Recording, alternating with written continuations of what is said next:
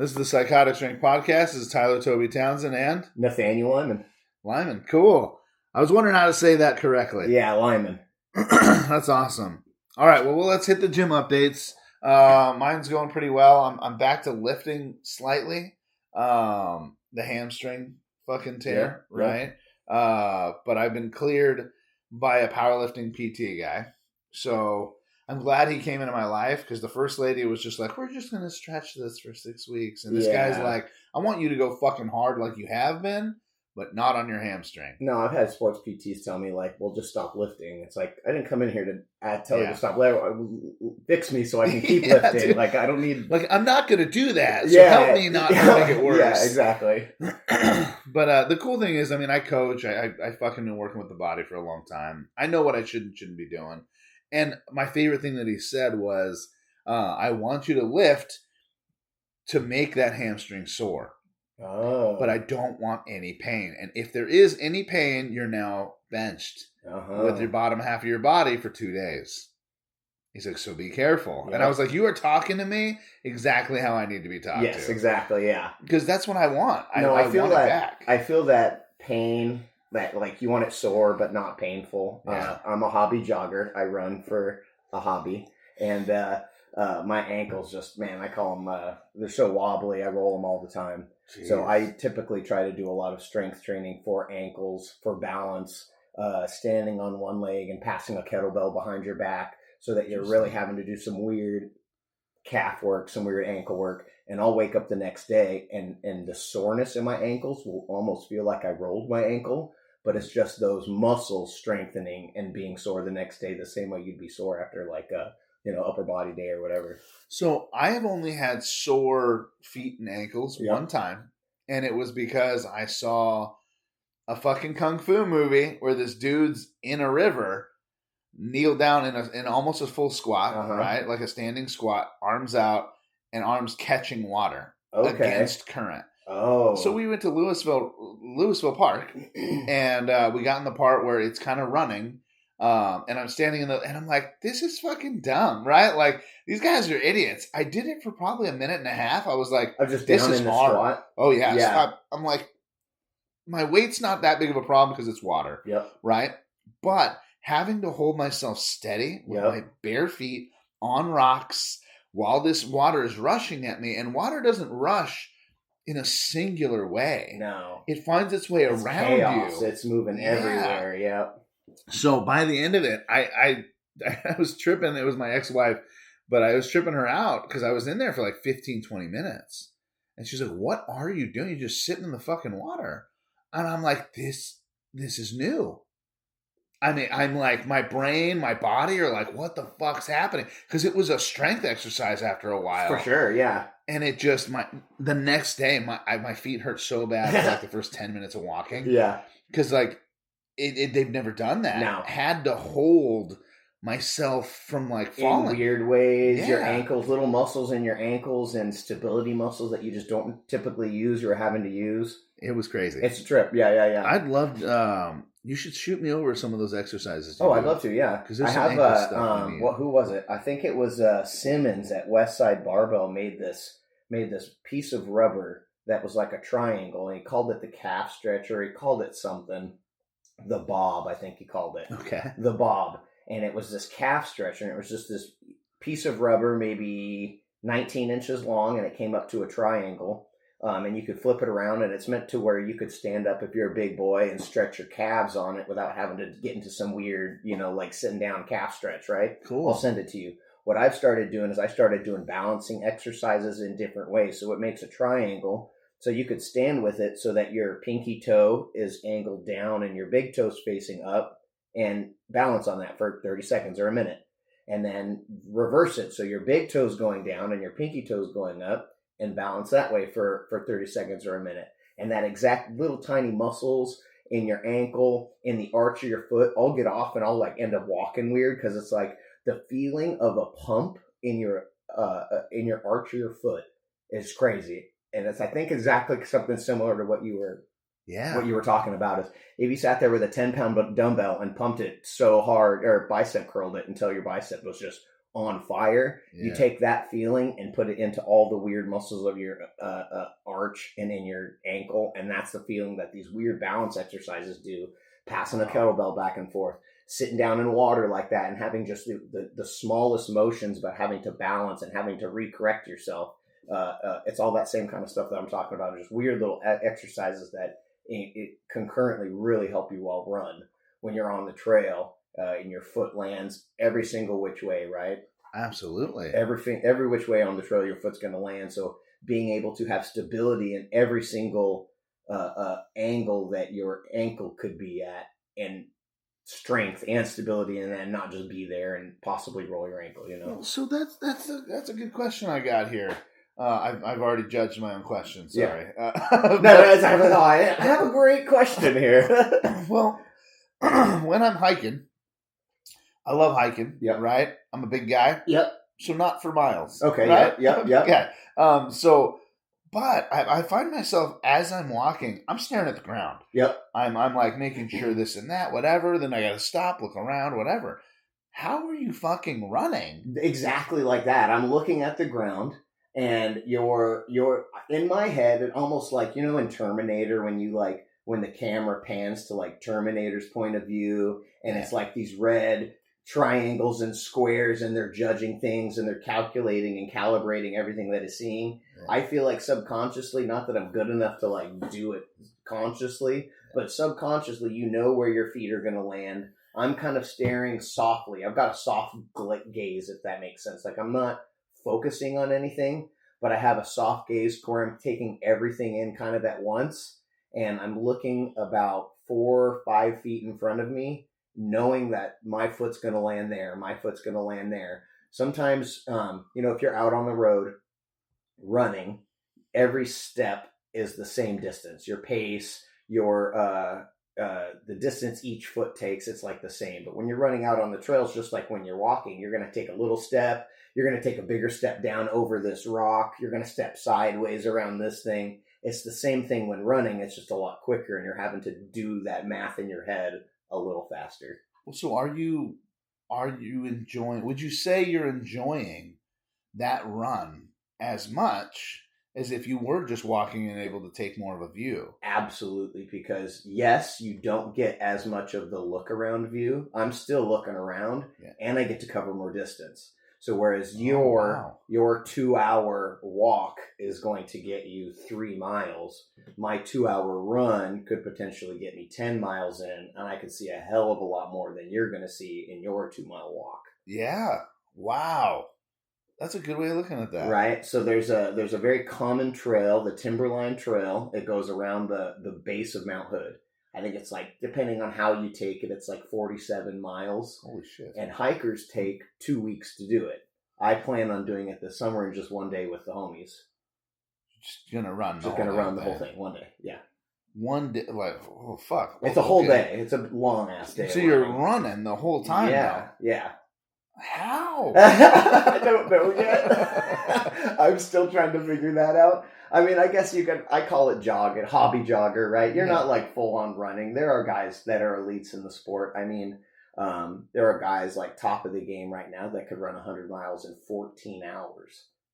Holy shit.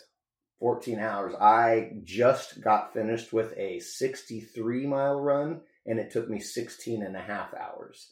So I'm not fast. I'm not good. I was one of the last people to cross the finish lines. I'm often one of the back of the packers, they call them, just one of the last guys to cross the finish line. Well, hold on. Yeah. Though, right? Because when we talked last year, you were looking forward to the race that you were going to do this year. Yep. And you crossing the finish line, that's a feat in itself, right? Absolutely. Because you have to keep a certain pace. You have to keep a certain pace. They have cutoffs. So the race that I just finished is called Gorge Waterfalls. It's a 100K race, 62 miles, I think, 63, whatever that is. Yeah. I did it last year, and I got 50 miles in with a time cutoff, and they cut me off. It was 18 hours. So I got 50 miles in 18 hours to say you can't keep running anymore, so they cut me off. This year when I ran it, I made it all 63 miles in 16 and a half hours. So I cut like 7 minutes off of every single mile that I ran, but it was still back of the pack. It still wasn't like... That's a feat, though, man. It's a huge feat. Yeah. And I'm not trying to take it away. I'm not trying to take it away. And my improvement from last year to this year was incredible. Yeah. Absolutely fucking incredible. I feel like a 7 superstar, minutes? right? That's a shit ton. Shit ton. Every mile. Yeah. For 63 fucking miles. That's like incredible. But inside of the sport, right? Inside of the sport, I am like brand new. I haven't done anything incredible. There are people that are just feats that are mind-blowing and so fast, but that doesn't take away from my experience. But and I'm not trying to. That's the same in any sport, right? Exactly. I'm considered a fucking monster at the gym. Yeah. Right? I'm like top 5, probably top 3-ish. Yeah. Lifting wise at the gym, especially for strongman, I'm probably the top strongman there. Yeah. But overall, I have like 200 pounds on my squat to be competitive. Yes. I need to add that much. And that's a lot of weight. That's a fuck ton. Yeah. Because you get to like, I'm at like 760, right? Yeah. So that 40 pounds, to say anything, 725 up until about a year and a half ago was my max. Yeah. So it took me a year and a half to get fucking 45 pounds? Yeah. So that's insane. Yeah. What's 200 pounds? How long is 200 pounds going to take you? Exactly. I'm not, there are genetic freaks and everything, right? So I'm definitely not one of those genetic freaks. I would have to take this at pace. Yeah. Which, life, injury, this bullshit, that bullshit, whatever, right? You got to take it, yeah. A lot of these guys that are in the tops, if they're not genetic freaks already and it's work ethic based, a lot of them are extremely either smart, right, who are doing this the absolute right way, which means they have the right people around them to teach them how to do that. People. They got teams. Right. Yeah. Or they're just fucking lucky. I mean, because a few people have made it to Worlds without and really I say lucky as in they haven't gotten injured. Yes. They haven't done that. And that in itself, having an iron body is its own genetic fucking monstrosity. Absolutely. And then I feel like the same way with running. I mean, not everybody, you could put all the work in you want in the world, but not everybody is going to run a 6:30 mile for 100 miles. That's insane. You can work all you want. You're just not going to do it. A 6:30 mile is pretty decent already. For 1 mile. For 1 mile. You want to times that by 100 and the guy crosses the finish line and is smiling and handshaking people. Right? Yeah. Like, that's next level. You can try all you want, and I know I'm never not gonna get close to that, and I'm not gonna take my experience doesn't lessen because of that. You know what I mean? I think it's the most important thing about it. I realized it way early on, so I did CrossFit pretty hard for years and years before you and I met. Okay. And did CrossFit competition. I was never very good at it, but I just loved to do it. Yeah. I was in the gym all the time, where was I going with that? With a microphone in your face, it definitely doesn't help to collect your thoughts. It's hard, yeah. But so I lifted all the time, and I realized very early on that it was like really about the work, right? Yeah. Me not being a particularly strong person or a particularly fast person, I knew that it wasn't like if I was there for a specific reason to go to this competition and to place, I was going to have a bad time across the board. If I was trying way too hard every day, I wasn't going to have a good time every day. When I went to the competition, and inevitably, just because it's like I knew I was never even close to being strong, I knew that I was never going to do good at the competition. So I really found out that it was about like the daily work, right? It was about just going to the gym and love lifting. It was literally about just liking lifting, liking the Tuesday workout, whatever Thursday's fucking workout is, right? The Wednesday morning workout. That's why I'm there. That's why I'm showing up. Not for whatever I'm going to look like. Not for, at the end of this diet, at the end of this training cycle, I'm going to be, this. It's like, no, I don't care about any of that. I'm here for right now. I like doing this today, right now. Well, so everybody, I feel like, has their own motivation for lifting, right?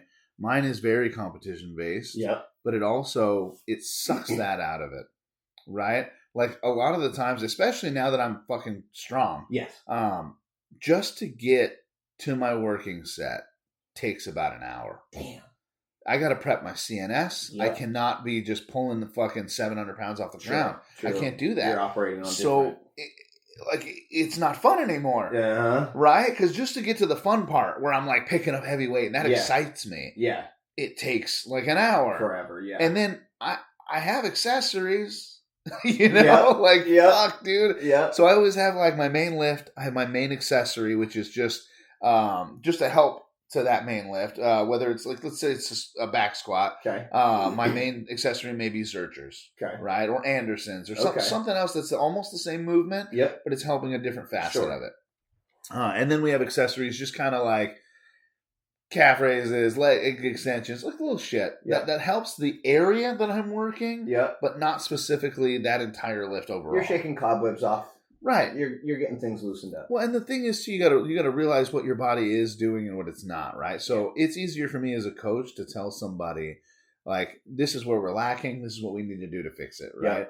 For me, I'm just like, I gotta get this up. You want to do this. Right. So recording myself has been a big thing. But what I was trying to get at was, it's hard to keep that love. Yes. For just the thing that you do every fucking day. That sometimes I don't want to be here. Yeah. Well, think of maybe like an artist, right? Think of someone who loves to paint and now it's their job to paint. Yeah. And that job gets just like the painting itself, like something happens to that joy and it gets taken out of it, right? Right. I realized, so I remember specifically I had one session, I was deadlifting with a homie living in Sacramento before I even moved up here and met you. And he was trying to get to a certain weight. And I was just, it was a beautiful day outside. I was hanging with the homie. I was like, I don't even care what we're doing. I don't care what I'm lifting, dude. Let's just deadlift, right? So we just had an incredible day. I had an incredible day. I was just stacking weight on, wasn't even counting. Hey, I just going off a feel, right? I didn't even know how much was on the bar. I was trying to make it pay attention to not do it, right? Yeah. And he was just having the worst day. He was paying attention. He was trying to stack cookies on. He was trying to half pounds here, and he just wasn't getting what he wanted, right? And at the end of that day on the drive home, I really realized it was like, God damn, like he did not have a good day. Yeah. And it was him trying to do something, right? His wants were making him not have a good day, right? And I was just like, I came in just totally free, totally like, I'm just here enjoying the work. And I've always thought about that. And that has been a lesson that I've tried to continue like through the last bit of weightlifting when I was doing it and now into running, right? There's a lot of people that are like trying to get 60-mile weeks, right? During training. That's how runners usually kind of train, is kind of based off their miles that they run that week. Interesting. Yeah. Okay. So like a good, like someone, let's say like peak runner, maybe 50, 60, 70 miles in a week is pretty solid. Anywhere from 30 to 50 is pretty solid as well too. Like maybe you got a full-time job, maybe you got kids and things like that. Yeah. That's kind of usually the realm that I sit. I think the most that I've ever ran in a week was like 50 miles in a week, which is hard. It's like you got to make an attempt to. I got 3 kids. I got a wife. I got a full-time job. So a lot of times I'm like putting the kids to bed and then I'm going on a run. I just worked 10 hours, right? Like, and then, came home, cooked dinner, was a dad. Now it's 10 o'clock at night. I'm going out for a run because that's the only time I have to do it, right? Because I'm not waking up early. I'm already got to go to work, right? Yeah. So those those weekly miles like that, I really tried to focus on like getting high mileage, right? Like, oh, all these runners are hitting 50 miles. I need to. All these runners are hitting 70 miles with all kinds of elevation and they're always out in the mountains training, right? Like I need to go out and do that. Yeah. And I pushed my body hard and it was not liking it. I was not liking running. It wasn't liking everything about it. And then my Gorge Waterfalls finish that year completely showed that it was like, it just didn't like it, right? Yeah. So this last year, I really tried to focus on no watch, I don't really try to not keep track of my runs. I don't try to keep track of my pace at all. I don't generally know how fast I'm running. It's all like effort based, right? Completely effort based. Wow. So everything is like, if you were to just go in and deadlift and just everything's based off of feel. Everything. Not a single number, and just do it off of feel and just have a good time, right? Like take all the data out of it, take all the numbers out of it and just go back to that love of lifting. Go back to you and I, when you were just starting lifting at the gym and we were just fucking around, right? Like 2 o'clock in the morning, fucking around in the gym. Yeah. I think that there's just something there, man. I think there's like a callback to the love of the sport there.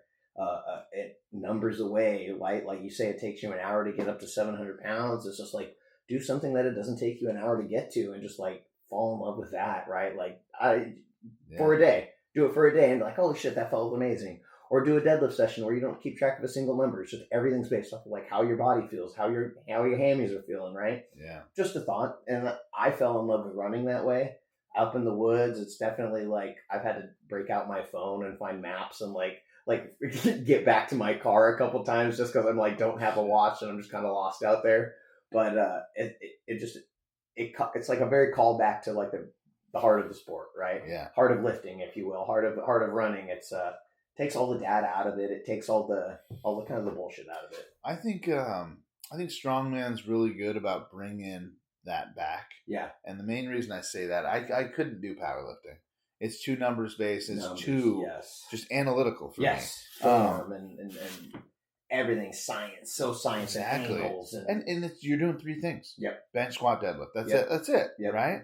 I have on occasion when we were doing this last expo last year, it was all natural implements, which means it was just rocks fucking logs, right? The Sisyphus stone wasn't natural, but it was way too fucking cool to not have that. Yeah, for right? sure. Yeah. So one of these days I was having a bad time. I mean, just having a shit week. Yep. So I was like, look, we're going to get implements for the thing. We just started hiking and I'm like, this rock. And so now I'm training by picking up this 200-pound fucking rock. Doing it the way the Vikings did it. Right. And like, carrying it back to the truck. Yep. Or this log. I asked some fucking homeless people, hey, are you using this log? He's like, well, if you can pick it up, you can have it. I'm like, perfect. And I just threw it over his shoulder. He's like, Jesus Christ. He's like, you can have whatever you want around here. I was like, I probably could. Yeah. But so it was fun. You know, picking up a log and just fucking walking with it for me. It's a great time, dude. Like using your strength, right? Like there was something about like, being in the gym and training. It's just like you're practicing strength. Yeah. But going out and using strength in the real world where there's not a number attached to the shit you're doing. You spent all day chopping wood and you feel like a fucking badass. You know what I mean? Like, and it was because all the shit you did in the gym. It wasn't, you know what I mean? Like you utilized the shit that you've been practicing in the gym. And just like your Highland games, right? There's like no numbers attached to throwing a fucking kettlebell over a bar in the air. You know what I mean? Like that's just pure strength that does that. And the only way you get that pure strength is in the gym. Yeah. Well, I do love Strongman as well. It is like a full body movement. Yeah. Right? Like these people are trying to isolate movements and trying to create strength there. That's fantastic. But is your overall body strong? Yes. You move into different facets of life. I've tried a bunch of different shit. Strongman's also so diverse. Yeah. There are 400 different ways to do everything. Yep. Whether it's a sandbag toss over bar. Okay, now we're doing distance. And it's still got to reach the same height. Yep. So the bag's lighter, but we have to figure out I'm so used to a small arch, so it goes up and over this bar, right? Now I have to throw it 10 feet behind me, but still keep it 12 feet high.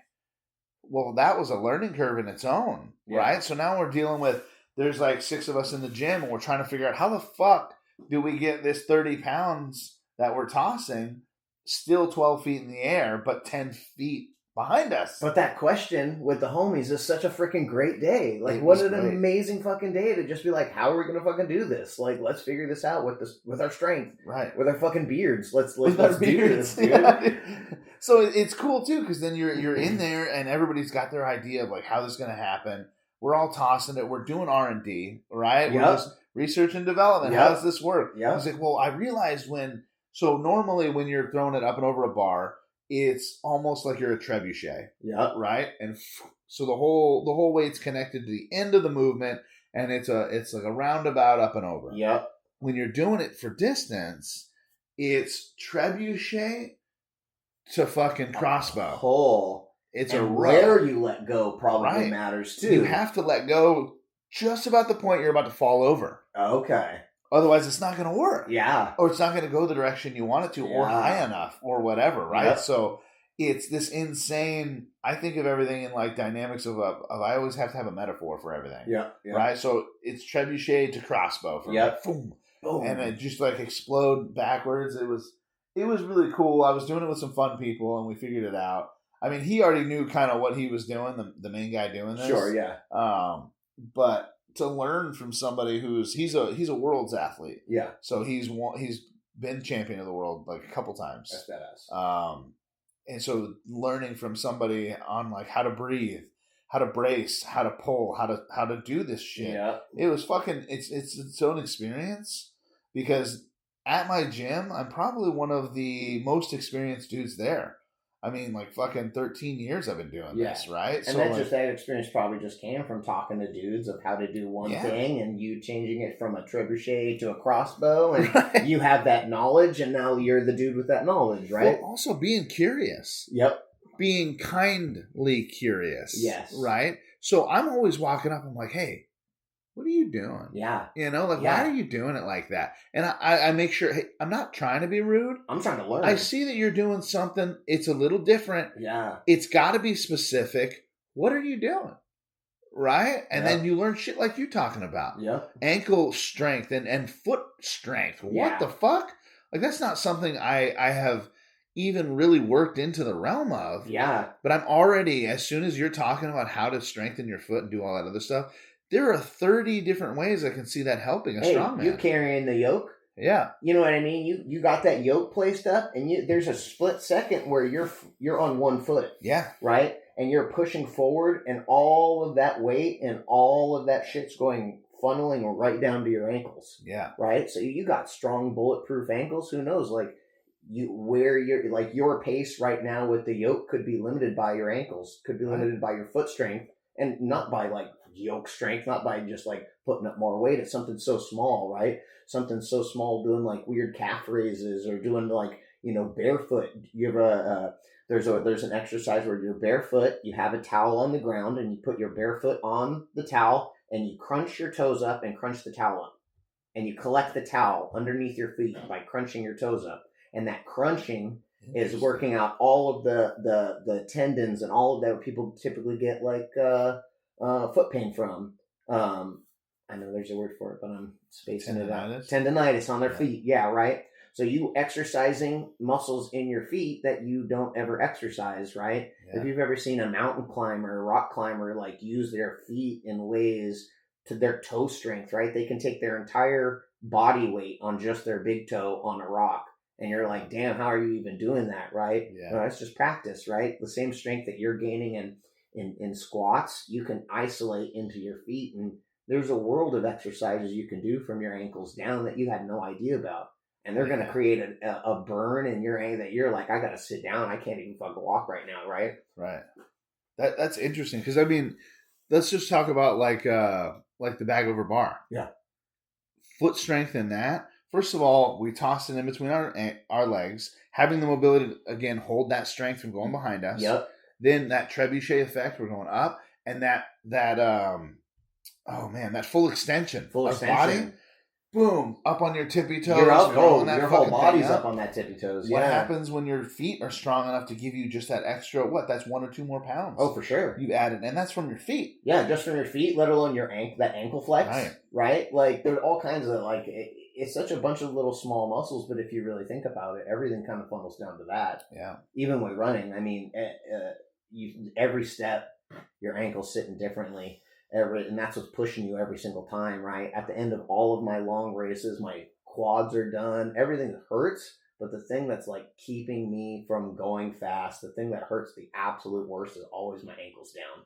Dang. Ankles down, feet and ankles. That's it. Quads feel like you did just a wicked workout, right? You're walking funny for a good week. Yeah. But just like ankles, and feet are the things that hurt me the most. So those are the things that I try to work on the most. Yeah. And that, I guess, kind of comes back to like what we talked about before the podcast is like I don't normally muscle strength anymore or weightlift, and I definitely do.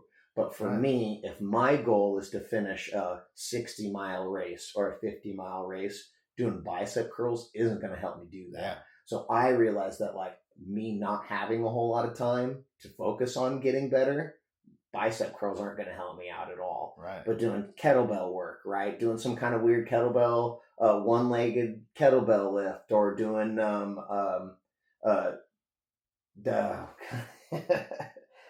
when your leg is up behind you and you're doing a squat, a lunge.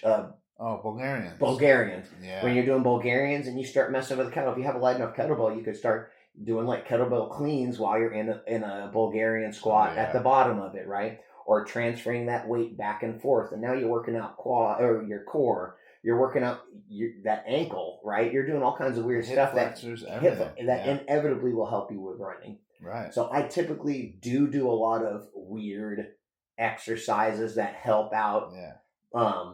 But not typically like bench press. I'm not doing a whole lot of like, you know what I mean? Yeah. So my bread and butter with all my clients, which they may or may not understand this, but they understand it when they start working out with me. Yeah. I do weird shit. And I have them do weird shit. Yeah. What they don't understand that I'm doing is training your body to do things it doesn't do. Yep. Right? So one of my favorite exercises, let's just say shoulders, is a javelin press. Where your hand's in the middle of a barbell. Okay. A full-ass barbell. And you're pressing it up overhead. Okay, yeah. It's working all the stability muscles, everything. Now, let's break that down and make this harder yet more strategic. So now I'm putting weight at either end, but I have the collars at the edge of the bar. So they can slide. So the weight slides. Yeah. So now your goal is to keep the weight from sliding back and forth. And if it does, fixing it whilst still moving. Yep. Yeah. Right? So I need that weight at the collars, but there's about 6 to 8 inches of movement space. Yep. So if you're not perfectly straight or trying to be perfectly straight, yep, it's not going to work. Yep. And now we got to restart that rep and do that rep over again. And it gets you to the point where your shoulders are so fucking stable that say you fuck up a press from a clean and press. Well, that fuck up is already fixing itself. Yep. Before you get to the point it can hurt. Because you've been training it. Because you've been training that the same motion. stability and the strength that no one trains to keep yourself safe. Yep. And people are always like, dude, I fucking hurt weird. And I'm like, yeah, I get it. Because I'm making you use shit you don't use. Yep. And that's the idea of my ankles always feeling like I rolled them the day before. I'm walking funny on them. I'm like trying to think what I did. I'm like, oh, I just did balance work yesterday. Like, oh man, that's weird. Yeah. I mean, we're doing this thing. I have one athlete that's about I know I'm a big guy, but my core strength is fucking ridiculous. Nobody expects me to be doing like dragonflies and fucking flags and shit. Yeah. And like we're doing this thing. I'm creating this thing where it's I don't know if you've ever seen a shoulder rock. Right? Yes. Where you spin it around. Yep. So I'm taking the weight off. I'm just using that bar. It's a good bar. Yep. But what I'm doing is probably about 15 pounds. Okay. It's pretty steel. Solid. Yeah. So I'm doing a plank with it in my hands. Oh, damn. Right? Okay. So I'm talking like, first of all, you got to be able to do a full extended hand diamond plank to be able to do this. Now, it's now lifted. Right? Yep. And now, once we get there, I want you to be able to push it. So we're doing a push plank from there. So where you're coming down and your body's coming down and up. Yep. Once we get there, now I'm walking. So we're here, and I'm having to put my hand up and over it. Right? We're going up to the top, and we're coming back down. The amount of stability you have to even have, not just in your core, but your entire fucking body. Oh, no doubt. I was able to, and this is just R&D right now. We're working on this, right? So that walk, I started feet against the wall because I don't want to be concerned with that part. I'm trying to progress this, right? Sure. So I started at the top and working my way down. Every hand movement, so when I take it off and I'm one-handed you're one-handed, yeah. Dude, it just wants to throw itself on the ground. I'm about to eat shit. Yeah. So I'm just like quickly trying to grab. And right now I'm keeping my hand grabs about 6 to 8 inches apart. Okay. Just right. That's what it's coming down for to. right now. Yeah. Yeah. So eventually I want like a baseball bat. Right there. Yep. Boom, boom, boom. Yep. All the way down and then all the way back up. So when you one-hand it, is it reliably throwing you one way that you can fight it, or is it chaotic? Is it everywhere? Well, so my body's not used to it yet. Yeah. So what's happening right now is my core and my fucking lats, my shoulders, everything's trying to figure out, what do I have to do to not fall? Yeah. So right now it's wobbly. Yeah. You're in survival mode right now. Right. Yeah. Exactly. So eventually I will be able to do controlled figure it out. Grabs. Yes. So but it's crazy. And then I did it like 2 or 3 times yesterday, just testing it out. Uh-huh. And my fucking lats are killing me. Like, I don't know what it was about that, but I can also feel it in my core, which is crazy for me because I do core. So like every day, if I was training you, right? If I was coaching you, the first 2 things you're doing is core. Okay. And that's 2 different things, 3 sets of 10 of each. Okay. Now we're working out. Yeah. Right? Because I find core is an amazing warm-up, too. I mean, I feel like you have it. It's right there in the name. It's your core. It's your core. It's the center of everything. Right. You know, you're working on your core. You're warming your heat up. You're turning those boilers on. You start building a sweat like that. I think it's right there. Yeah, I think that's well. And you're not going to have 700-800 pounds on your back with no core. With no core, no. It's not going to work. And you're not going to run with no core either. And this is something that I'm beginning to realize. So when you and I met, I was falling out of fitness. Oh, and you were coming into fitness. So we kind of had a little trajectory where I was coming out. I've been working out for like 15 years. I was going through a divorce. I just got out of the military, and that's where most people pick up fitness. But I had been doing fitness already, and I dropped it for some reason. Okay. Don't know why. Life happens. So I fell out of it for a good chunk of time, and about 2 years ago, picked up running. I thought in my head it was an easy way to come back into it. Right.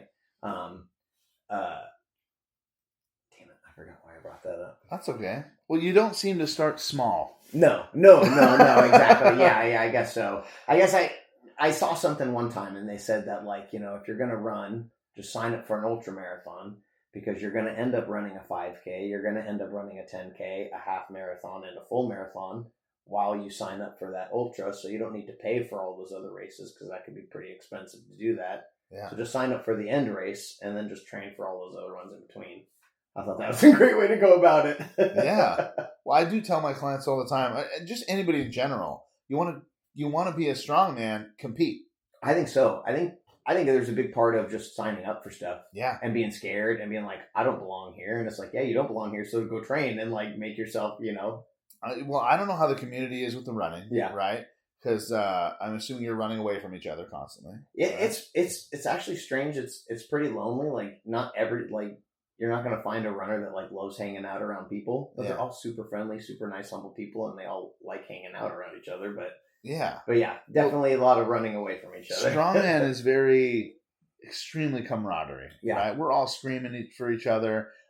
Even when I'm there and I'm competing against someone, I want them to pick. You want them to see, you want to see them succeed. Well, that pushes me further too. Yeah. I'll never be the absolute best I can competing against mediocre athletes. Yeah, I want you to win, so that way I have something to fucking go after. And you winning, it progresses the sport, and it progresses like all of us. You know what I mean? Like you doing good and you having a good lift day progresses the sport, and it makes this meet good, and it makes today good, right? So it's like.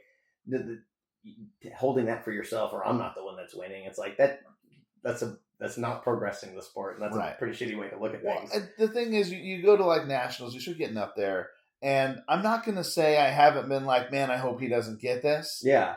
But outwardly, I'm very just like, you need to get this. For sure. Right? So inwardly, I want to win. Yeah. And if he doesn't get it, I think the thought I'm having is, I hope he can't get it because he can't, not because he failed himself. Yes. And I want you to push yourself. I want you to push yourself absolutely as far as you possibly can. Yeah. And I want to be that guy. Yes.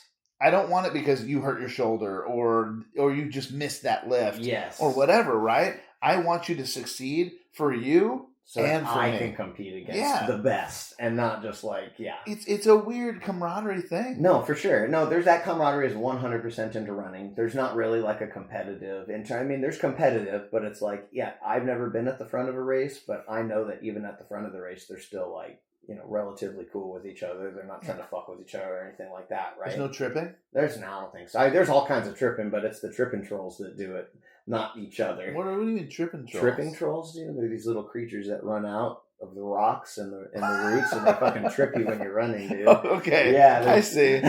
So like the turf monster. Yeah, dude. Okay. They get me all the goddamn time. I'm always on the ground. Do you fall a lot? I fall all the time. Really? I fall all the time. And I don't know it's probably because I don't pick my feet up enough.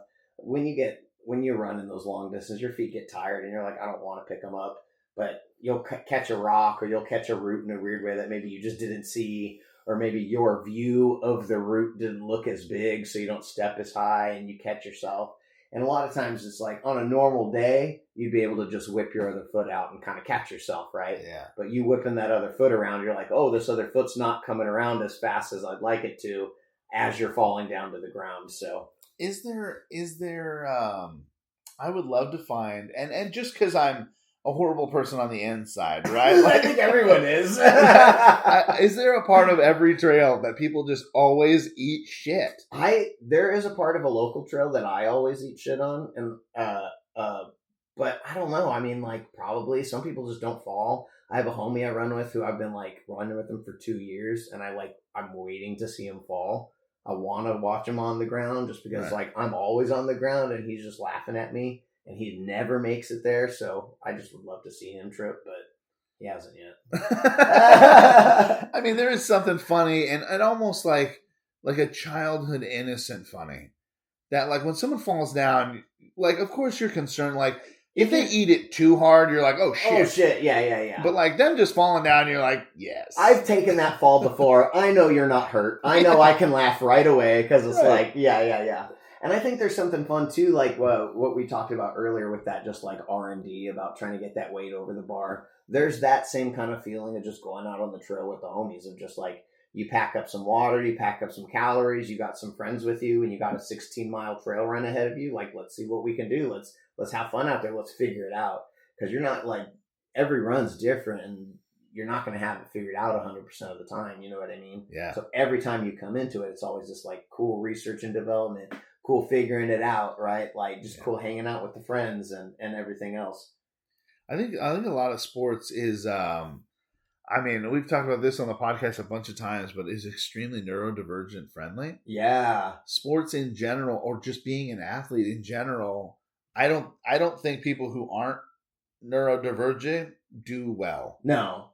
I don't think they do, because I'm excited about going into the gym and doing something different every day. Yes. Yeah. Like if I did the same shit, I'd be done, dude. It's boring. And you think that like, here I am saying that same thing, and it's like my sport is running, and it's like the exact most boring, fucking outwardly boring thing you could possibly do, right? But I'll liken it to you sitting in that river in the same position, and it looks like you're sitting in that river, and your ex-wife at the time's like, what the hell are you doing, right? Like, what are you, and then you're like, nah, this isn't just sitting in the river, right? This is something completely different. Yeah. There's a whole other something going on below the surface, and that to me is what running is.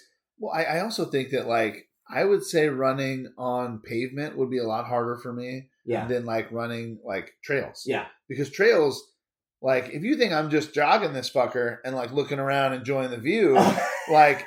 that's what I'm saying. When I hike, I feel like I'm going to fall and eat shit over. Maybe that's why I'm tripping all the time, because I'm never looking down and I'm like always looking at the view. Yeah. Yeah, but that what you're saying is like, I look at life like that too. When I'm looking through my own eyes, I'm seeing that's a threat. That could trip me. That could this, that. I couldn't imagine running through a fucking forest. It just happens faster, and honestly, like the butt pucker factors a little bit more. Yeah. Because you get going down this hill. Like for one of the very first times I ever started doing like real trail running, not around like Lacamas Lake. I'm talking like we went to Mount Hood, and we were like busting ass down Mount Hood, down the scree fields, right? Like down this like volcanic ash fields. And my buddy was filming us because that's what he always does. And it's like you're going and you're just letting gravity take you. And now you're running kind of like a little bit more fast than you're comfortable with. And you're having to like look around really quick and not eat shit. And like your butt's all puckered up. And your mind, like you can feel your mind exercising in a way that it's like trying to keep you alive with really quick math and triangulations. And after a short little segment, man, you really do have to like slow down. You're like, whoa, I need a break for a second. Like that was a lot of computing and a lot of like physical consequence that could have happened. And like living in panic. Yes. For just a short amount of time of just like, if you don't keep physically performing, you're going to eat shit. So I guess I would say I did downhill mountain biking a couple times, right? And one of the things I did down in California, my aunt's roommate, right, was like, "Hey, let's go ride Big Bear," right? And I'm like, "Okay, fuck it, yeah, let's do that." I'm like, obviously, I'm not a pro, so don't be a dick, right? He's like, "Oh no worries." And he's like, all right, let's go. And so we hopped on the bikes from the house. Yep. I didn't know we're going to have to ride like 20 fucking miles just to get to the mountain. So I'm fucking wrecked. Yeah. And we get to this mountain and he's like, all right, here we go. And I'm like, what the fuck are you talking about? Yeah. So now I'm like walking my bike, some of this shit. Sure. He's just waiting for me. Yeah. And then we finally get all the way up to the top of this fucking trail he's taking us to. And he's like, all right, see you at the bottom. And just goes. And I'm like, it's me, him, and my cousin. And he goes, and my cousin, who's very in shape, is wrecked as well. And he's like, all right, fuck it. And so he's keeping up with Israel. Yeah. Which is the guy we went with. And I'm looking at this mountain. I'm like, I'm going to take a good 5-minute rest here. Yeah. Just logically in my brain, one of you might eat shit. You'll catch up and I'm not eventually. eating shit on you. Yeah. Right? Yeah. So I wait a minute. And I'm like, okay, I've ridden a bike a bunch of times. This is the first real trail I'm on for mountain biking.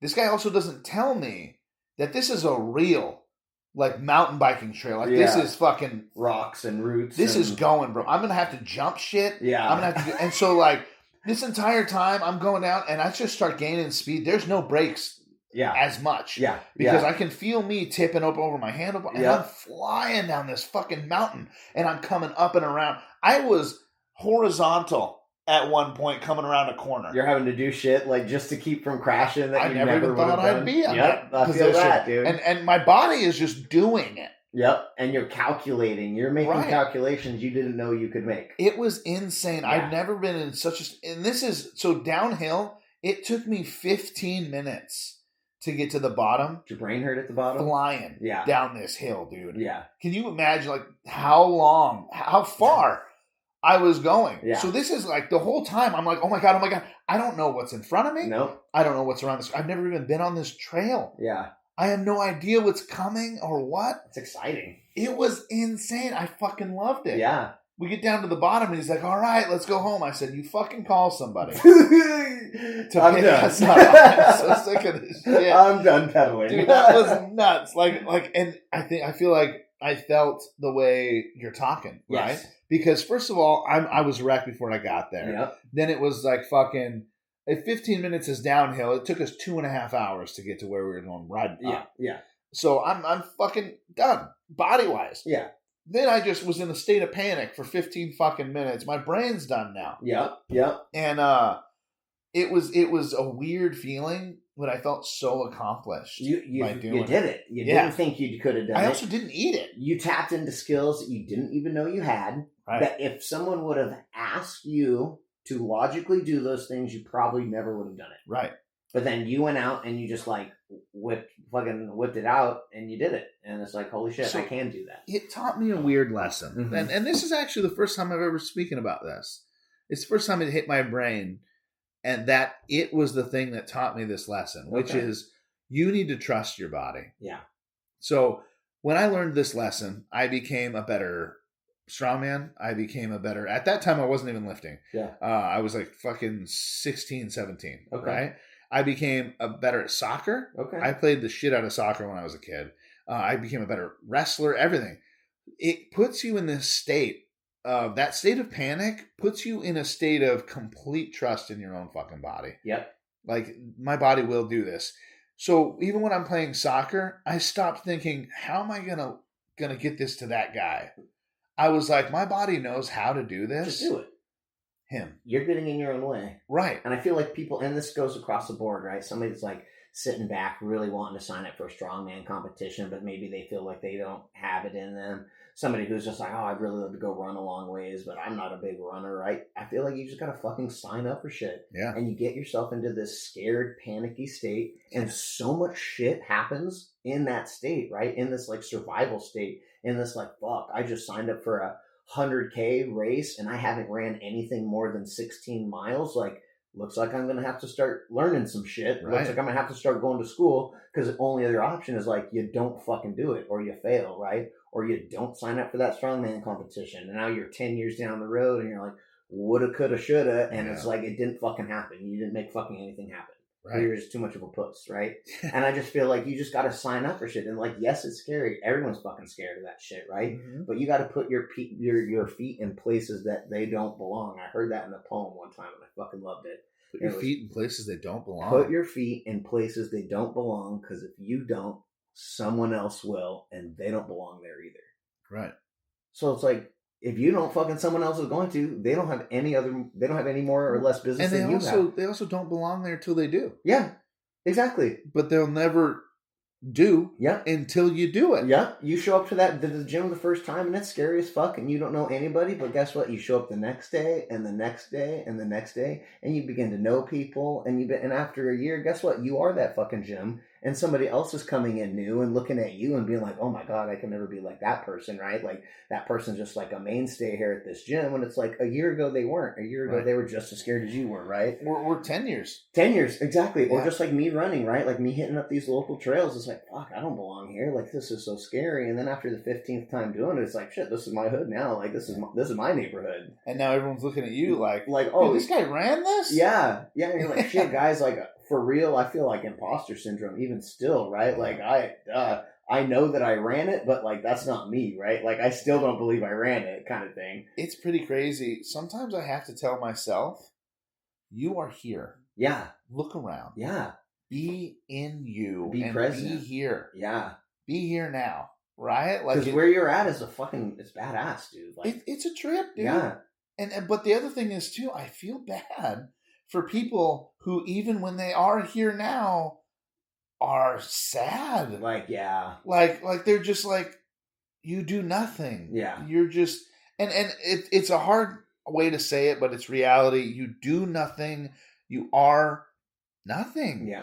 We are such small blips on this planet that if you don't become everything you want to be or do all the things you want to do, you're still the most successful little things that you see in your life, those super successful people that you envy, they're still not much on this planet. No, they really aren't. So you want to be less than that by just not doing anything? By not trying? By just like nothing. Just because you're scared? Yeah. Just because you're like, I don't want to. Or whatever your reason. I don't know, man. Yeah, I don't like... I was scared shitless the first time I signed up for big races, but it's just like you show up and you're seeing people. And that's the thing with these runs, man. It's not like you show, like, I don't know how it is with Strongman, but like I sign up for a race and there are elites there. There are people like top guys are right there. You're on the same start line as the dudes that you watch on YouTube and that you watch on TV. They're right there because it's only one race, right? And there's just different levels of it.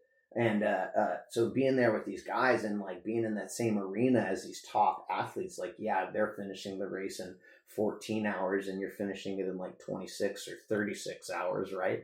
But it's like just being there and running the same race that they are, like the same exact trail, same race. And there's no other sport that you're going to be like strapping it on with the pros playing on the exact same turf with the exact same ball, right? Like, it doesn't happen. So it's just like such a cool way to go out there and just see everybody from pros to the guys that aren't even going to finish, all lining up to the race together, of all shapes and sizes. People that you wouldn't think would be a runner, and you're like, whoa. And you're making these preconceived notions of them at the start line, right? And you're like, oh, those people aren't going to last that long. Yeah. I'm kind of a badass. Look at what they're wearing. They're not going to last. And then 40 miles in, bro, they're singing to themselves and they fucking pass you and you're crying on the trail. And you're just like, fuck, dude. Like, preconceived note, all of that shit out the door. Like, if someone can deadlift 500 pounds, they look like they can deadlift 500 pounds. There's a certain thing about them.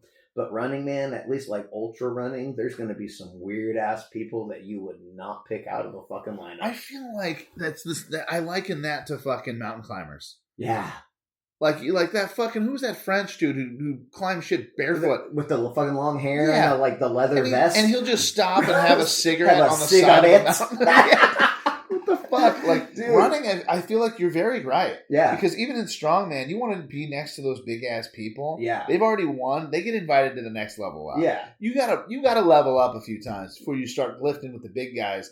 Or, I mean, I've been doing it so long, I've lifted with some of the big guys when they just started. Yep. Right? So I got to see them and walk into a room and be like, who the fuck's this guy? Yeah. And have him crush shit and be like, oh my God, you're going to be a problem. Yeah, my bad. So, but running, that's nuts. Yeah. Because anyone can do these marathons. Anyone can do these things. Anyone can sign up. You're gonna get your ass kicked by a 65-year-old fucking lady, dude.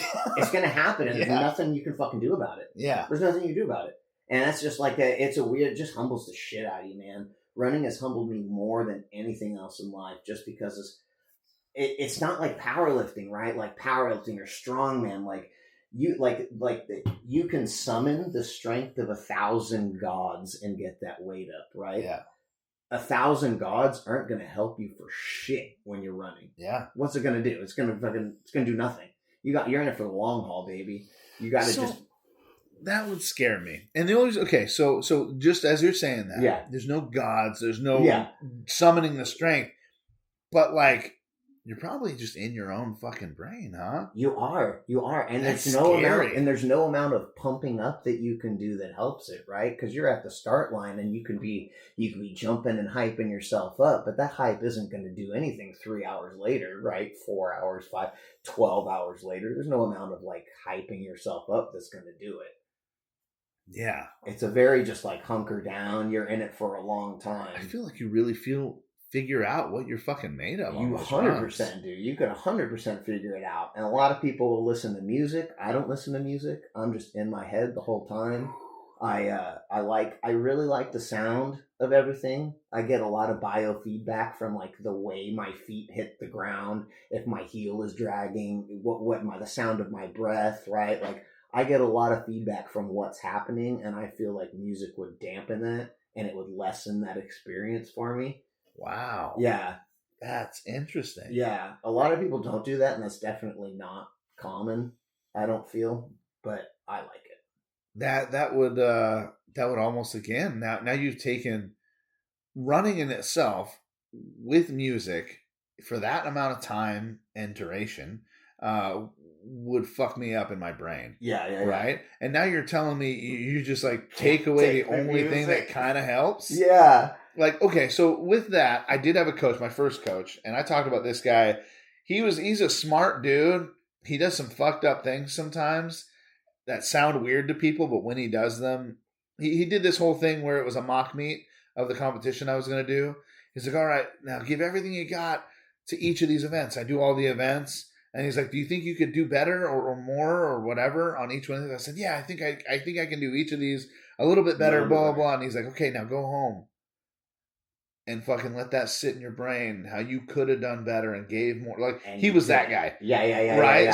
So one of his other things was he'd put on Disney music while we're lifting. Okay. And he's like, if you need that song, that fucking pump or song, whatever dude. The fuck, I know where this you're going to fail. You're gone. He's like, I need you something where there's going to be distractions. There's going to be people screaming at you. There's going to be all this other shit. I need you to be able to tone everything out. Because it's not about any of that shit. Right. It's not about the music. When I didn't go show up to the gym for the fucking music, right? I didn't show up to this deadlift bar for the music. I showed up for that fucking weight. The feeling of the weight in my body, right? Pushing fucking planet Earth away from the barbell is why I showed up. Right. I didn't show up to listen to fucking Metallica singing no shit. Like, that's not why I showed up, right? Yeah. And it's that same shit with running. It's like, I didn't show up to fucking get all pumped up. I didn't show up for this false fucking bravado at the start line, right? I showed up for the shit. I showed up for that weight. I showed up when things get fucking heavy. That's why I'm here, right? So if I can get there and be in it, right? Fuck it, fuck music, fuck all that other shit. I want to be fucking in it. So getting into that point, right? Getting that point where you're like pulling that deadlift up, right? And you know it's coming up, but it's hard, right? Yeah. I love that fucking feeling. So that feeling for me running is like 30 miles where your legs hurt and you really don't want to keep running. You really don't want to. But what are you going to do? Fucking stop? Like, no, the finish line's 20 miles away. Like, let's just fucking get there. Yeah. What do we got to do to get there, right? Like, let's just fucking... No amount of like, oh yeah, come on, ooh, muscle pumping. It's like, what does go through your head? Just fucking hunker down, man. It's just like falling in love with the work, man. Not falling in love, not that finish line. It's every step. It's I love the fucking feeling of this step in pain and that step in pain and that step in pain, everything in between. So that like I don't really have to fucking push at least me. I don't really have to push myself to keep going because I want to keep going. And like, yeah, it fucking sucks and it hurts and everything else. But that's why I wanted to do it, is that feeling of the weight bearing down on you and you just pushing through, right? Yeah. I just like that feeling. And it's just something about it is like kind of comforting because it's like everything else externally shuts down, right? Like when you're running or when you're deadlifting, right? I'm just trying to like liken the running experience to your experience. Right. It's like you're not really thinking about your bills when you're chalked up and you're like grabbing the bar, right? That moment of you're grabbing the bar and you're placing your hands exactly in the same spot that you know you place them for this lift every single. You're not thinking about what your bills are. You're not thinking about. So there's like a solace. There's like a peace in that moment that you know all you have to do is use your strength to get that bar up, right? Even if it's heavy, you know what you have to do. There's not a lot of variables that come into it, right? So it's just a very easy win, a very easy, like heroic journey for you to go on of struggling, dealing with pain, and then finally locking it out and getting to the top of it, right? Right. So maybe that's just the same way with running. It's like a heroic journey, right? You're going to have pain and there's going to be struggle throughout it. You can either quit or you can like keep going, right? And what do you got to do to keep going? And I'm going to be drinking water. I'm going to be drinking electrolytes, right? Now you're planning your race out. What do I got to do to keep going? Oh, I got to be taking 60 grams of carbs in. I got to take 1,000 milligrams of salt in. I should probably eat at the next aid station. My sock feels a little weird. I should fix that, right? So now you're doing weird shit just for your end goal of keeping going. So now you're planning your race. Now you're doing weird running shit, right? When my goal wasn't to be a runner. My goal was I just wanted to do something badass like go 63 miles, right? Yeah. But now I find myself doing weird running shit along the way because I have to, because in order to get to 63 miles, you got to do weird shit along the way, right? Right. And you got to plan and do all the stuff to get there, right? Right. I mean, it's definitely one of those things that like the less overthinking that goes into this, the better it's going to be, right? Trusting your body and trust stuff. your body. Comes back to that trust in your body. Right. Well, so there's a thing I do that nobody makes fun of me, right? Yeah. I'm too big to be made fun of. Yeah. But there is I wear singlets. Yeah. When I lift, and I wear them under my clothes. Nobody really ever notices until you notice. Yeah. Right. I'm wearing one right now, and it's pink and fucking. Dude, that's old school. Yeah, I like that. I love it, dude. I like that. But one of my main things is I don't want my ass hanging out. Okay.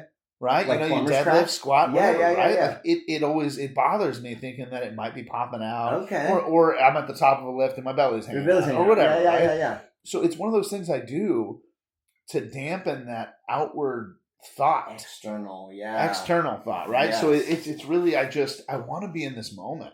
I want to be in this work. Yes. I want to be a part of this lift. Yes. And it's and not for the end's sake, right? Not for the whatever weight you're lifting up. You just like this lift. Yeah. You like this moment.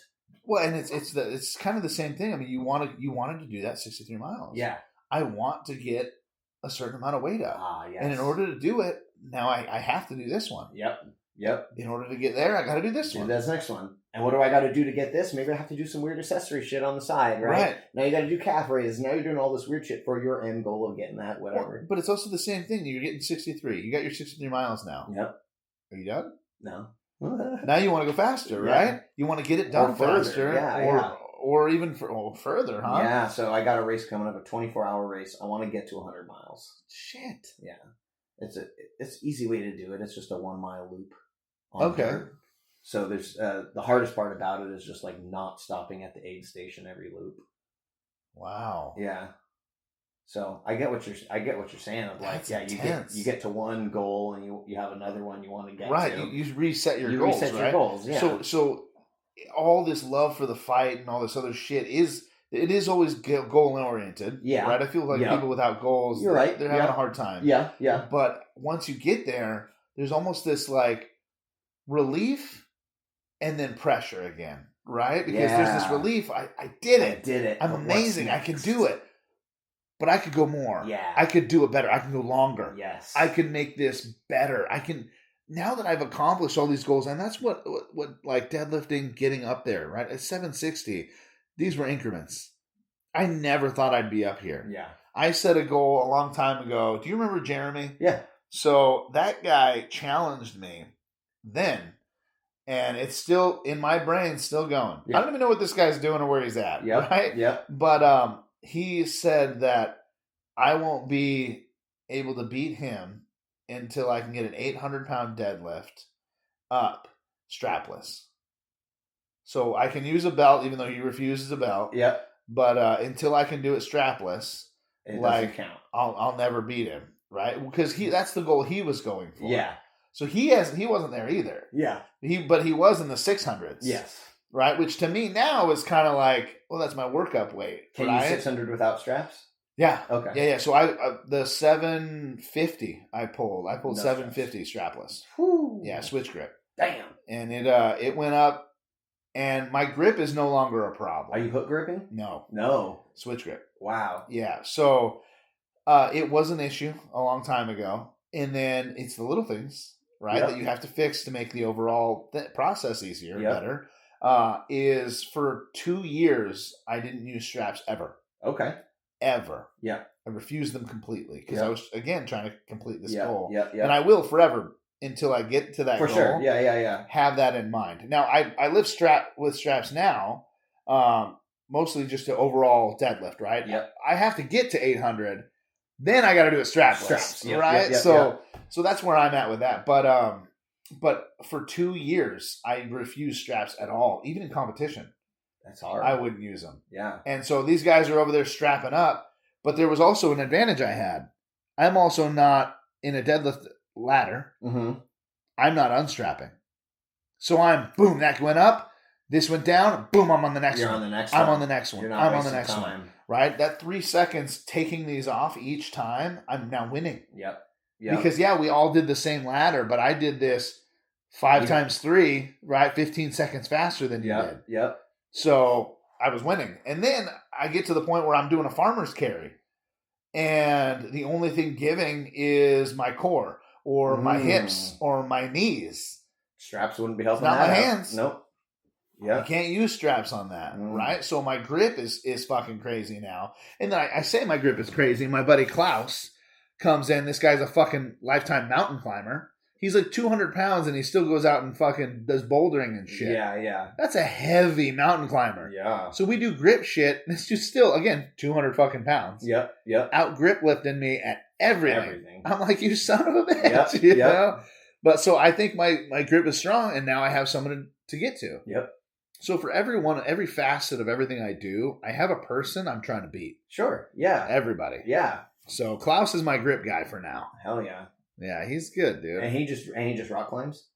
Mm-mm. Oh, he does strongman, but he started out as a rock climber. Okay. And then he tried strongman, fell in love with it, which is hard not to. Yeah. But he still kind of rock climbs on the side. I think he teaches it a little rock too. climbing's super fun. I love it too. Yeah. But I'm so heavy. So the thing is funny because I can do strict pull-ups. Yep. When I'm getting back to training, because I'm not training for a little bit, the hamstring and shit.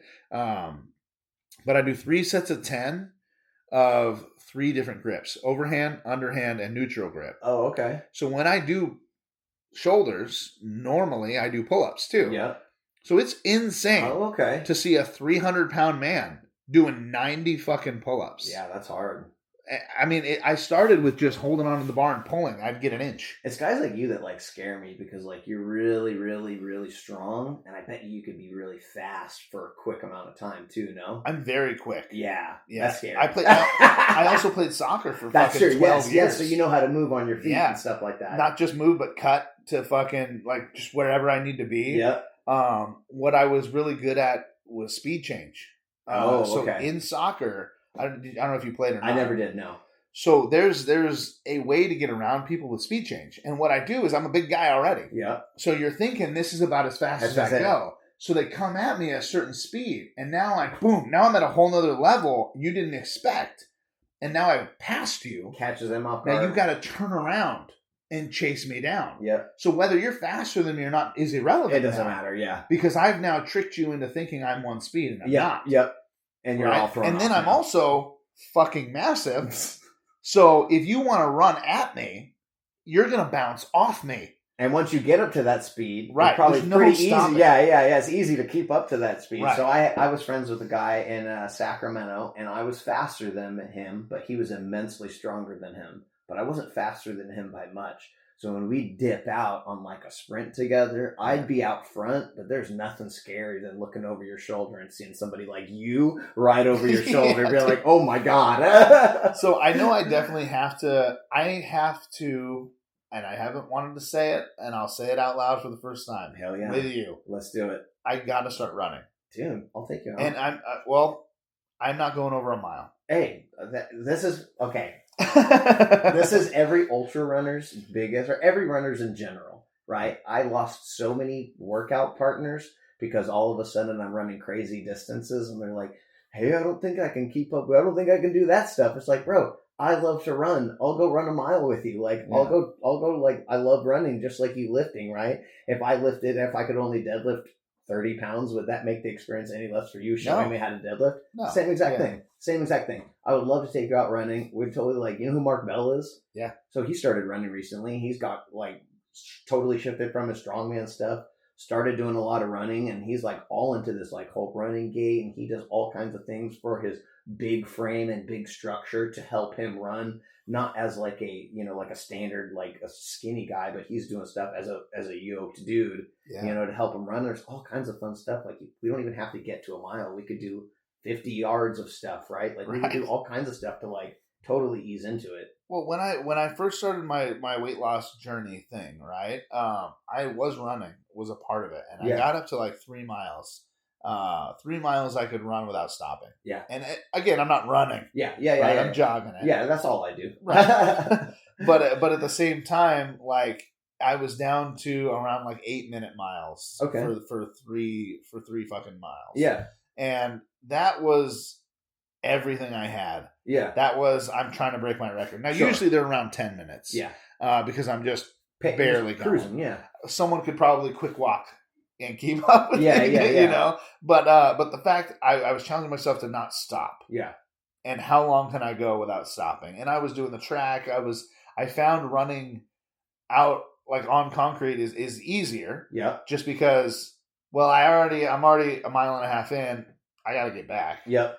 Right. Yep. Whereas I feel like a track, you can just quit whenever you want. And that goes back to that like mile long loop that I'm going to do. The hardest part about that is just knowing that like there's food and a nice warm table like every mile, right? And that kind of sucks. But separating out a workout like that, doing something like a track, right?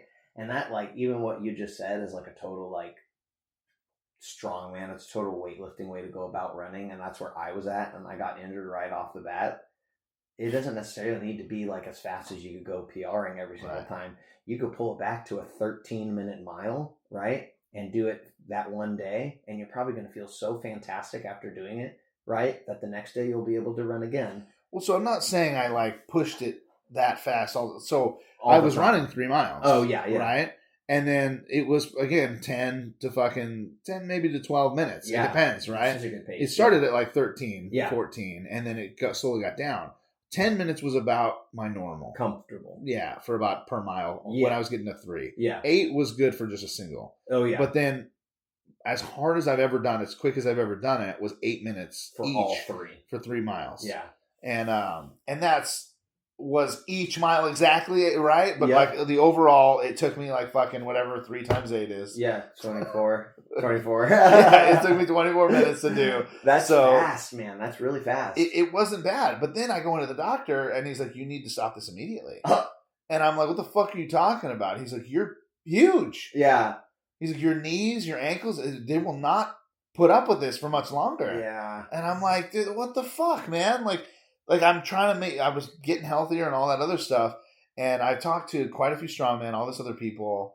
I've done my research so far. And most everybody just says, just walk a mile quickly. Walk.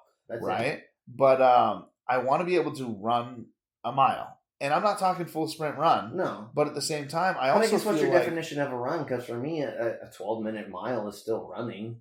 Right, you're just that's a run. That's a fucking jog. A jog is a run to me, right? I feel like running is the motion you're making while you're doing it. Yeah. As long as I'm not like arms slack there's and walking. There's a definite difference between walking and jogging. Yeah. And if you're not walking, you're running. That's I think that's fair. Yeah. So really, I want to be able to do it for movement purposes. Yeah. And I've lost like fucking 40 pounds ish since I stopped. I started dieting because I was eating 8,000 to 10,000 calories a day. Just cutting back to around 4,000. I lost 40 fucking pounds. Do you feel any difference in your energy, in your lifting abilities? Everything. Well, so lifting ability is hard to say because I have to change how I lift now because there's less me. Yes. There's 40 pounds less me, right? So there's less gut in the way. Is your strength going down? So I was getting there. Okay. Right? And I didn't feel like my strength was going anywhere, but I went to go pull 775. But it was from an elevated deadlift. Yeah. And I snapped my hamstring. Oh. So I'm like, fuck. Not diet related though, right? It was not at all. No, that was trend related. To be fair with you. Okay. Fair enough. So like I didn't know that was a part of trend side effects, right? Yeah. It's not like I was taking a ton. Yeah. It was really I had a bottle left. I did a 10-week cycle with it. 1 ml per. It's like 250 per. Okay. And so that's another thing too. Like with running and all that other bullshit.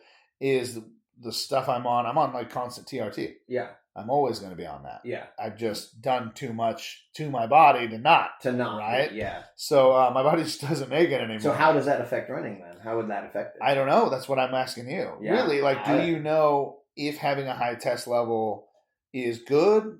I mean, I would assume it's probably just going to be helpful. I know that, like, at least I've just heard, I'm not a doctor and I don't play one on TV, but I've heard that, like, I've heard that running, like, lowers testosterone. Yeah. So, my wiener works just fine still. So, like, I can't really speak for anything like that, right? Yeah. But, like, I mean, I can't imagine it's going to do. I can't imagine you're going to feel any different just because you're going to go out, like, start mile walking or do anything. Like, I don't think you're going to have any big side effects like that. But I will say that, like, your doctor telling you to stop immediately, I think it's just like anything else, right? People tend to think as running as a basic movement, but it really isn't. You got to be strong enough to do that shit, right? And if you're going in without strong core, without strong like quad muscles, like you're going to hurt your knees, and it is bad for your knees. But just like squatting weight is bad for your knees until it's not, and you're strong enough to do it. And now it's like highly recommended that you fucking do it, right? So I just feel like it's the same way. If you come into running the same way that you would come into learning how to do a squat, like learning. Wow. You come in easy, right? Your body's not used to that shit. That's a lot of jarring motion. That's a lot of stuff that you're not used to. And if you think that running is like a basic movement and you're like, oh, I'm deadlifted, I'm way past basic movements, right? It's like, no, running is definitely like, it involves a lot that you're not ready for. So if you go out and try to hit it, just like you would try to hit some really heavy back squat before you're ready, you're going to fuck yourself all up. And then, everyone's going to tell you running's bad for you, but only if you do it wrong, just like anything else. Well, it took me 1.5 years to get up to that 3 miles. Yeah. I definitely started with 1. Yeah. And I would run as far as I could and then just walk and then run as far as I could. And that's exactly the mindset you want to have. You want to be able so the thing that I really changed everything from going from like a power lifter, CrossFit, do everything hard, PR, everything. I took that same mindset to running and I was always hurt. I was always injured. And somebody told me the saying, finish fresh. You want to finish your workout and feel fresh still so that tomorrow you can come in and have another workout, so that the next day you can have another workout. Whereas if you came in on a Monday and you smashed it so hard, you're out for the next 3 days because you're so sore. It's like that doesn't do anything for you. It's not giving you anything, right? So with running, it was just like going easy. Like there are days where I'll finish like a 5-mile run and I'm just like, I could literally go 3 times more than that, but I'm like, I'm not going to, I'm good. And it's like, that's the best for your body. Yeah. So if you're going to start this, like coming in, have those days where you feel like you could do more and let it be. Don't do more. Because that's a perfect fucking training session, right? Because that way when the next day you're coming in fresh. You're not coming in any less than, right? Because if you pushed it the day before, now you maybe have a little bit less the next day. And you push it that day, maybe you have a little bit that third day. Whereas if you're just finishing fresh every day, you're exactly where you need to be in your stacking days, right? And if you're finishing every day and you're able to stack days easily, before too long, you've had a month of solid everyday workouts, right? Yeah. Easily, without too much stress. Whereas the guy that maybe put a lot of stress and a lot of effort into it, maybe his workouts and the quality of his month was a lot less than somebody who just kind of really went in easy and had some solid miles in. Yeah. Yeah, that's crazy, man. That's a good mindset to have, especially with running. I mean, I forever my motto was I don't need to run because I don't need to run from anything. You just want to get so big that everything runs away from you. Right. Yeah. Well, then a buddy of mine was like, well, what happens if you got to run to get to something? Oh. Run to save your kids. Like save your kids or something. And I was like, well, like, oh, shit, all the strength in the world isn't going to help me if I'm half a mile away. Right. Another thing I did, I was coaching soccer for quite some time. These fucking 10-year-old girls, right? I'm like, dude, you're not running enough. I need you to start running more. Yeah. I said, so we're going to start doubling conditioning. They're complaining all this other shit. I said, how about this? I'll race you half the court or halfway down and back.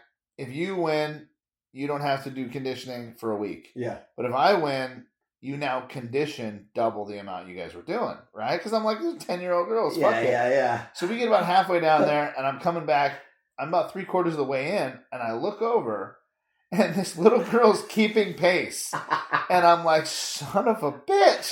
And so I turn on all of it. All the afterburn, you turn all of it, dude. And I immediately snap my hamstring. Oh! And I eat shit. I'm fucking like, and then not only have I been defeated by little girls, because they all won, because now I can barely walk. Yep.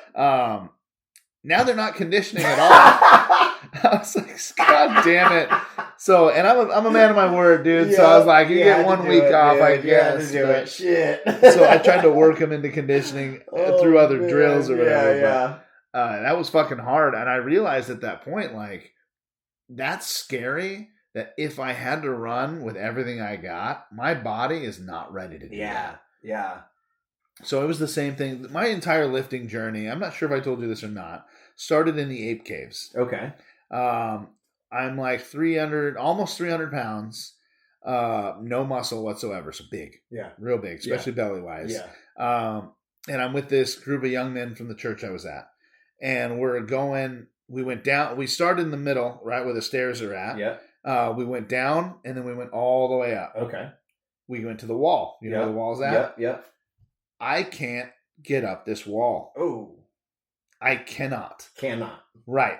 So now I'm to the point where one of the other adults had to get down.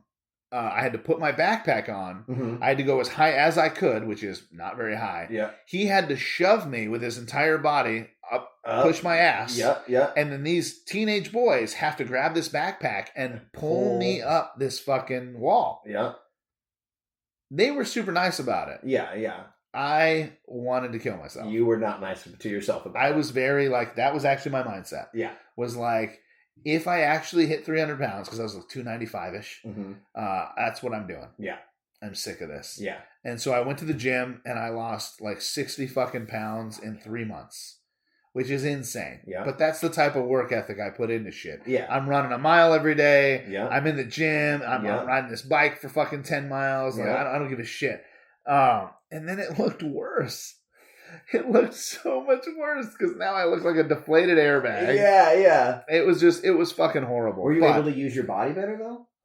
Yes, of course. I mean, I lost weight. I could put on my socks and shit. Right. Yeah. But now, I'd say every couple of years I go back to those ape caves. And I just proved to myself that, like, I can do this. Yeah. And now it's to the point, I mean, I can do all these pull-ups. That was a part of why I started doing pull-ups. Yeah. Because I want to be able to do that one fucking time. Dude. Like, this is not fucking happening. It hurt my again. feelings. And again, these guys, they don't fucking care. They probably don't even remember. Yeah. I do. Yeah. Right? And so now I go there, I put feet, and I make sure that I'm just grounded enough, and I throw. Last time I did it, I threw myself to where it looked like a cartoon. Like, I threw myself so fucking hard, I, like, landed on my feet like I was like, whoa. Yeah, because it's leg drive and everything once you get your feet on. Fuck yeah, right? dude. So I'm just like, boom, boom, boom, boom. And I'm just up that. It took me half a second. Yeah. To get up there. It took us like 3-4 minutes to get me up that 3-4 guys that can pull you up. Yeah. And I also realized if I'm down here by myself and I had to get up this wall to live, I'd be dead. You'd be dead. You couldn't do it. No way. Yeah. It was physically impossible for me. It upset me. There's an amount of freedom that fitness gives you. Yeah. And I would say the same thing about running. I mean, like, the fact that, like, it doesn't matter what happens. I know for certain, no matter what I'm wearing, I could make it home. Yeah. Right? Like, I could get home. It doesn't matter if I'm at fucking downtown Vancouver and I live in Camas. It is raining out and I got Crocs on. Yeah, fuck it. Well, that's a couple miles. I'll get there. No worries. It won't feel great. No. No. Hey, but guess what? I've not felt great running before. Yeah. So it's just just another day, right? Yeah. Like, this is all shit. I've been there before. You've seen that before, right? Like, I know what heavyweight feels like. You know, I know what that feeling of, like, fucking trying to get my body over something. Like, I've been there before. Like, let's fucking do it. Let's go. Yeah. Let's fucking go. It was interesting, too. That was one of the reasons I kickboxed as well. Oh, so shit. I kickboxed for quite some time. Yeah. And like 3 or 4 years. Okay. And one of the main reasons was I would fight all the time in high school. I was not a cool kid. Yeah. Right? Yeah. I mean, like I was street a part fight, of the cool kids, but like I was trying to fight everybody. Yeah. All the time. Yeah. This is a whole trauma based, my dad bullshit, whatever, right? So I'd fight anybody for anything. I get into kickboxing and I realize, well, I walk in there, I'm throwing fucking hands, dude. Yeah. And I realized I suck at this. Yeah. I am so bad. You got aggression, but you don't have skill, I right? Hit this dude called they call him Sonic. His name's D-U-Y. Yeah. He actually owns this fucking chicken spot over there. I talk about him a lot because he was the first extremely humbling experience I had in kickboxing. Uh-huh. And I hit this dude fucking hard. And he goes, okay. And just starts beating the shit out of me in front of my wife and kids. Yeah. And like, I'm barely standing. Yeah. And it was because he allowed it. Yeah. I really realized in that moment, he's looking at me and I'm wobbling like a motherfucker. I haven't touched him again since. And I'm swinging. Yeah. And he's just dodging, stepping back in and fucking whacking me, dude. Yeah. And I realize, I look in his face and he's smiling at me. And there's just this mutual understanding, like, he's like, if I fucking want to, you're going down. And my face of just, please don't. Please do not. Like, I get it. I'm like, all right. Yeah. All right. You thought you were the cat when you walked in, but then you realized you were just the mouse. Right. And so it's humbling. And I don't know how many fucking dudes I see walk into the gym doing that. Yeah. It actually ends a lot of people's beginnings. Yeah. Especially when they think they can fucking fight. Yeah. And you walk in here, it's just not the case. Nah. Right? No. So, but we all fight differently. Like, I'm a tank. Mm-hmm. Right? Like, knocking me out is already, I'm so big, it'd be hard. Yeah. There's right? a lot of meat on you. Yeah. You gotta get. So I can just tuck my neck in and you can't even reach my chin. Yeah. Right? So the secret to fighting me is uppercuts, just so you're aware. Yeah, okay. 'Cause there's no, I can't block them. I think you got height on me, though, so they'd have to be like... Right, well, and length. Yeah, length is a bitch, too. Yeah. Right? I'm short. Yeah. I'm 5'8". Yeah. So I got to get in there. But I've also walked in there, and there have been a few people who are pretty damn good fighters, but a lot of blocking involved. Mm-hmm. Well, now you're fighting a dude. It does not fucking matter if you're blocking. You're going through your defenses. Yeah. You're going to feel every one of these through your forearms. I will break through your forearm. I mean, I'd say at least once a year I had to get new gloves. Wow. Because I am blowing them out. Yeah. And like it'd be to the point where my knuckles are actually hitting and bleeding. There's so much power inside a 16-ounce fucking glove. Jesus. So I hit fucking hard. Mm-hmm. But that's, again, I'm slow as fuck. Yeah. So somebody really technical and quick. Yeah. They're quick. So they can jump in, pop, pop, pop, before I can reach them. Yep. There was fucking Lisa Spangler. She's one of the MMA chicks around here. Yep. She's like do you know who she is? I've heard of her before, yes. I sparred her. Okay. Didn't go well for me at all. Yeah. Like she's just too fucking I think my fast. buddy actually goes to her boxing gym. She got a boxing gym, doesn't she? She might now. Her I haven't husband? talked to her in forever. Yeah, her husband as well. Yeah. Mike. I think his name's Mike. Vergoza or something like that. Yeah. Anyways, she came into the gym and people are like not throwing, whatever. And I'm just like, this chick's trying to get ready for a pro fight. Yeah. She's here on purpose. I'm going to swing I'm going to fucking fight you, bro. Yeah. I want to see what you got. Yeah. Right? And I know you want to see. So when we start throwing, I could see her being like, okay. Yeah. Like, right? Oh, we're playing now. So I didn't touch her one time. Yeah. like I'm talking swing and a miss. Yeah. And she is just beating the fuck out of me. Yeah, and this is 3 years stuff. in, dude. Yeah. I'm not horrible at this time. I'm pretty fucking decent. Yeah. I'm as quick as I probably ever will be. Yeah. Right? Like, and she is just walking in, and there's levels to everything, right? Levels to everything. So watching me swing and have her just tilt her neck, barely. And that's all it takes. So it just, like my glove's just sliding across her cheek. That's all it takes, yeah. And I'm like, dude, I've messed around with a buddy Ricardo of mine. He actually goes to, I'm fairly certain goes to her gym. And Simone? No, Gonzalez. Gonzalez, okay. I